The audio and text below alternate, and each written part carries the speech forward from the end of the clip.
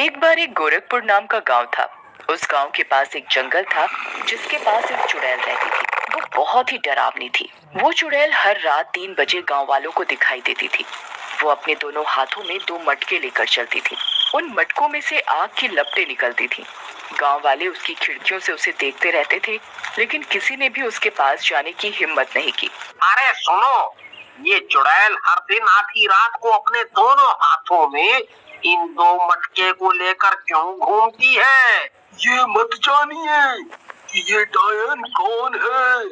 मुझे इस बात का एहसास है कि इस गांव में कुछ बहुत बुरा होने वाला है। फिर अगले दिन है भाई, पूरा साल बीत गया पर बारिश का कोई संकेत नहीं। मुझे लगता है इस साल भी सूखा पड़ेगा।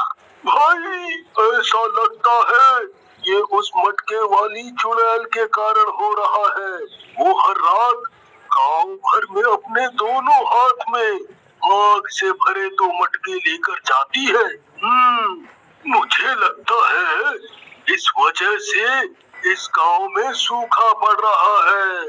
आप सही हैं भाई, पता नहीं कब हम इस चुड़ैल से छुटकारा पाएंगे।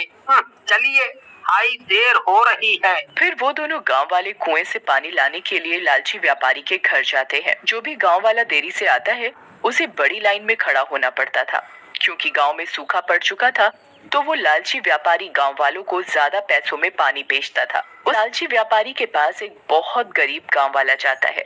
ओह व्यापारी जी, मेरे पास आज पैसा नहीं है।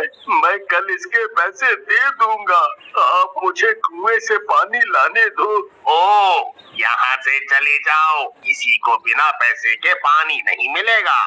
पहले पैसा दो और पानी ले जाओ। उस व्यापारी ने लालच की सारी हदें पार कर दी थी। एक दिन उसकी पत्नी सुनीता ने उस व्यापारी से इस बारे में बात की। सुनो, इस साल गांव में बहुत सूखा पड़ा है। हमें गांव वालों की मदद करनी चाहिए। हमें अपने कुएं के पानी के लिए उनसे पैसे नहीं लेने चाहिए। तुम क्यों ग्रामीणों के प्रति इतने दयालु रहती हो? जाओ और अपना काम करो। ये समय पैसा कमाने का है और मैं इस मौके को अपने हाथ से गंवाना नहीं चाहता। ठीक है, मैं भी इस घर में तुम्हारे जैसे लालची आदमी के साथ नहीं रहना चाहती। मैं जा रही हूँ अपने मायके। तुम जहाँ जाना चाहती हो वहाँ जाओ, मुझे कोई परवाह नहीं है। और सुनीता उस लालची व्यापारी को उसकी आदत के लिए छोड़ देती है और गुस्सा होकर अपने मायके चली जाती है। पर इस बात का व्यापारी को कोई दुख नहीं होता। वाह वाह वाह वाह वाह वाह, अब सही है। अब ये सारा धन मेरा हो जाएगा, मेरा। फिर अगले दिन गांव वाले पानी लाने के लिए कुएं पर खड़े हो गए। सामने एक साधु बाबा लाइन में खड़े थे। उस साधु बाबा को देखकर लालची व्यापारी उसके पास जाता है। देखो बाबा, इस कुएं का पानी मुफ्त नहीं है, इसके लिए आपको भुगतान करना होगा। बेटा, मेरे पास कोई पैसा नहीं है। फिर कहीं और से पानी ले लो, यहाँ कुछ भी मुफ्त नहीं मिलता। पानी पीने के लिए पैसे दो, नहीं तो जाओ यहाँ से। ये आप सही नहीं कर रहे हैं। आपके अंदर अब कोई इंसानियत नहीं बची। आपको अपने कर्मों के फल के भुगतान का सामना करना पड़ेगा।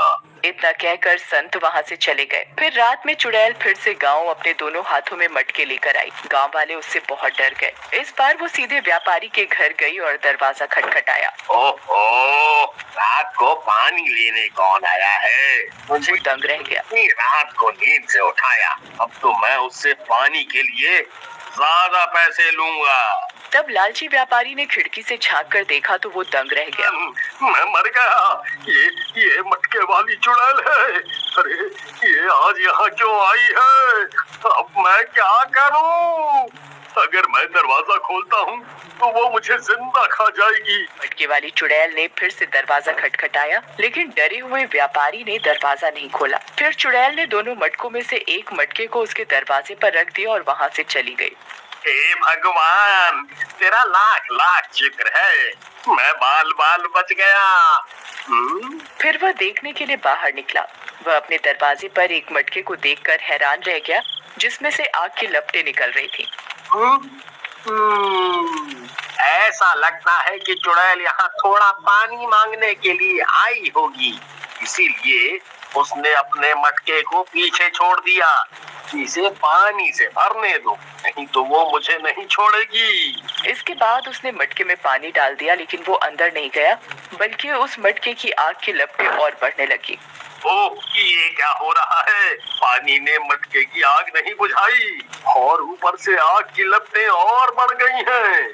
वो लालची व्यापारी और परेशान हो गया।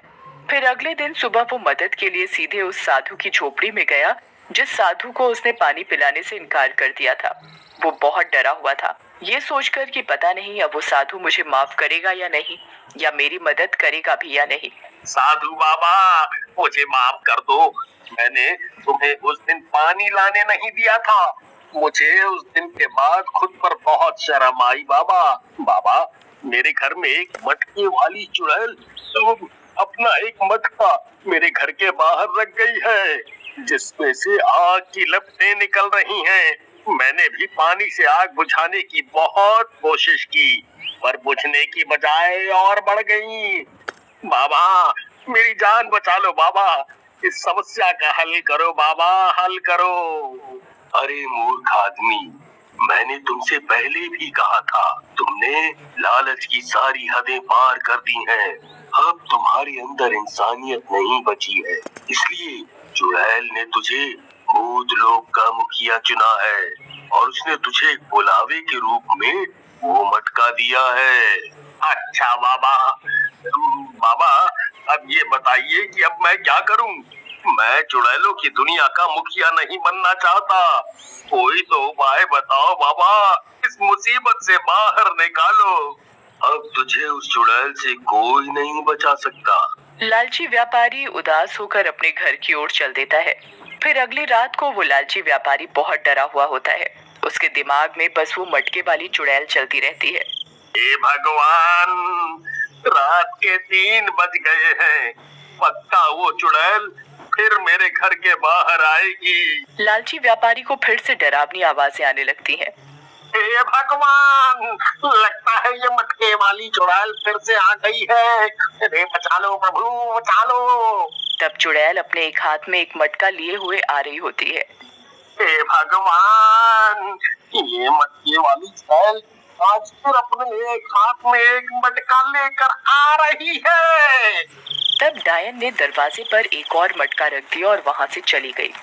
चुड़ैल व्यापारी के घर पर 2 मटके छोड़ गई है।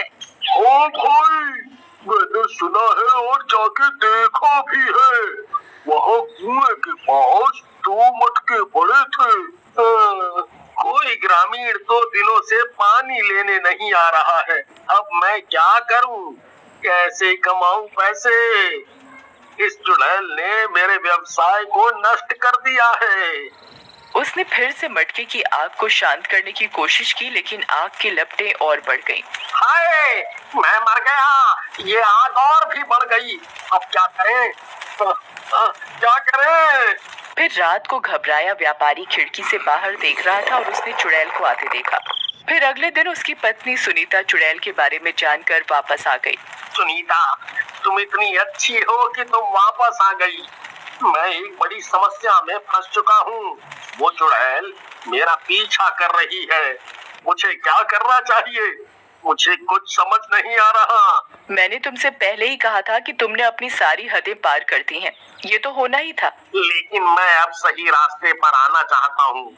कुछ हल बताओ कि मुझे अब क्या करना चाहिए। तब उसकी पत्नी ने उसे समझाया और उन्होंने अपनी सारी फालतू संपत्ति, कपड़े खरीद कर गाँव वालों को दान कर दी, और तो और पानी भी मुफ्त में देना शुरू कर दिया। अरे गांव के मुखिया जी, ये वो सारी दौलत है जिसे मैंने गांव वालों से कमाया है।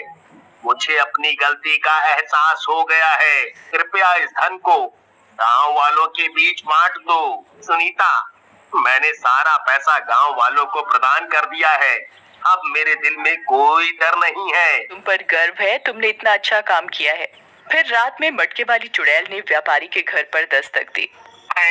अरे सुनीता, देखो ना, वो मटके वाली चुड़ैल फिर से आ गई है। अब तो मैं सुधर भी गया हूँ। आपने अपनी गलती सुधार ली है ना? अब आपको डरने की जरूरत नहीं है। इतना कहते हुए सुनीता दरवाजा खोलकर बाहर चली जाती है। ओ चुड़ैल, अब तुम्हारा यहाँ कोई काम नहीं है। मेरे पति, अब तुम चुड़ैलों की दुनिया के मुखिया नहीं बन सकते।